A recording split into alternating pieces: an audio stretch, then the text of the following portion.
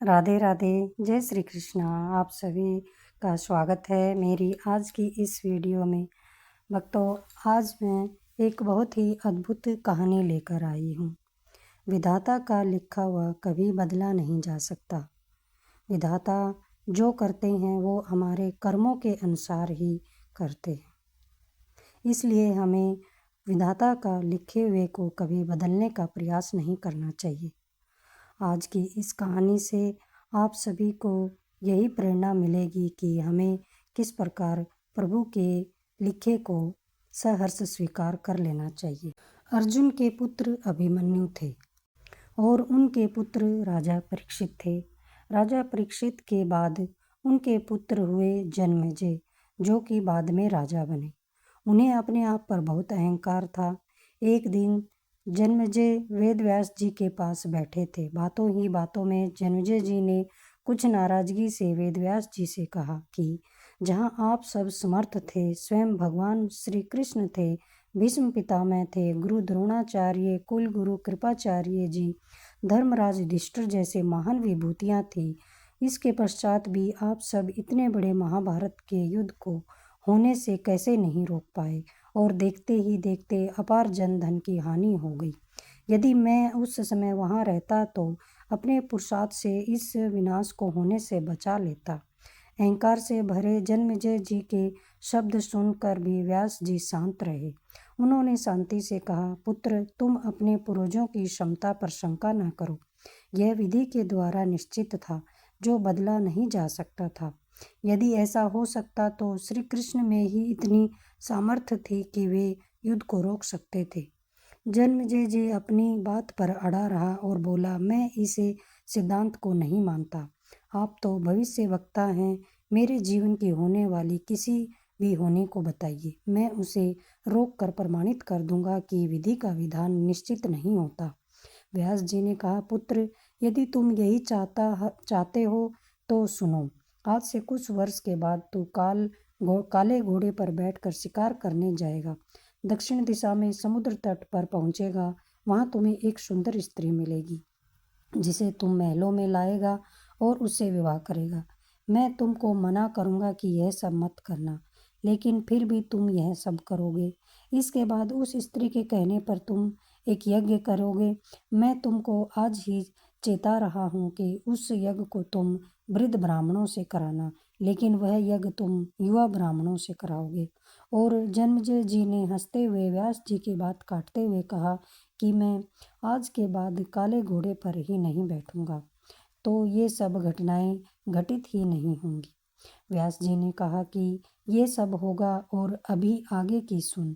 उस यज्ञ में एक ऐसी घटना घटित होगी कि तुम उस रानी के कहने पर उन युवा ब्राह्मणों को प्राणदंड दोगे, जिससे तुम्हें ब्रह्म हत्या का पाप लगेगा और तुझे कुष्ठ रोग हो जाएगा और वहीं पर तेरी मृत्यु का वही कारण बनेगा। इस घटनाक्रम को रोक सको तो रोक लो। वेद व्यास जी की बात सुनकर जन्मेजय जी ने एहतियातवश शिकार पर जाना ही छोड़ दिया, परंतु जब होने का समय आया तो उसे शिकार पर जाने की बलवती इच्छा हुई। उसने सोचा कि काला घोड़ा नहीं लूँगा, पर उस दिन उसे अस्तबल में काला घोड़ा ही मिला। तब उसने सोचा कि दक्षिण दिशा में नहीं जाऊंगा, परंतु घोड़ा अनियंत्रित होकर दक्षिण दिशा की ओर ही गया और समुद्र तट पर पहुंचा। वहां पर उसने एक सुंदर स्त्री को देखा और उस पर मोहित हुआ। जन्मेजय ने सोचा कि इसे लेकर महल में तो जाऊंगा, लेकिन विवाह नहीं करूंगा, परंतु उसे महलों में लाने के बाद उसके प्यार में पड़कर उससे विवाह भी कर लिया। फिर रानी के कहने से जन्मेजय द्वारा यज्ञ भी किया गया। उस यज्ञ में युवा ब्राह्मण ही रखे गए। किसी बात पर युवा ब्राह्मण रानी पर हंसने लगे। रानी क्रोधित हो जाती है और रानी के कहने पर राजा जन्मेजय ने उन्हें प्राणदंड की सजा दे दी। फलस्वरूप उसे कोढ़ हो गया। जब जन्मेजय घबरा गया और तुरंत व्यास जी के पास पहुंचा और उनसे जीवन बचाने के लिए प्रार्थना करने लगा, तब व्यास जी ने कहा कि एक अंतिम अवसर तेरे प्राण बचाने का और देता हूँ।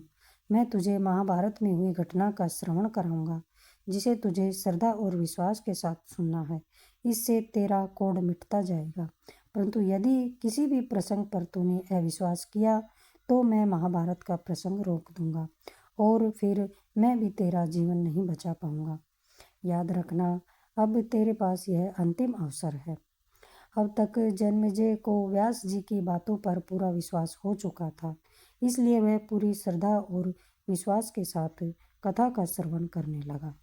व्यास जी ने कथा प्रारंभ की और जब भीम के बल के वे प्रसंग सुनाए जिसमें भीम ने हाथियों को सूंडों से पकड़कर उन्हें अंतरिक्ष में उछाला, वे हाथी आज भी अंतरिक्ष में घूम रहे हैं, तब जन्मेजय अपने आप को रोक नहीं पाया और बोल उठा कि ये कैसे संभव हो सकता है, मैं नहीं मानता।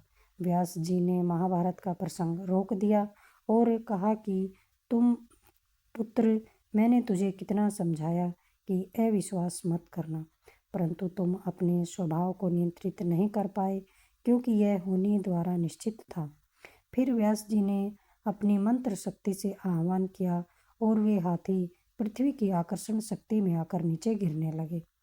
तब व्यास जी ने कहा, यह मेरी बात का प्रमाण है। जितनी मात्रा में जन्मेजय ने श्रद्धा विश्वास के साथ कथा श्रवण करी थी, उतनी मात्रा में वह उस कुष्ठ रोग से मुक्त हुआ, परंतु एक बिंदु रह गया और वही उसकी मृत्यु का कारण बना।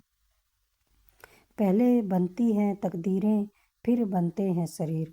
कर्म हमारे हाथ में है, लेकिन उसका फल हमारे हाथों में नहीं है।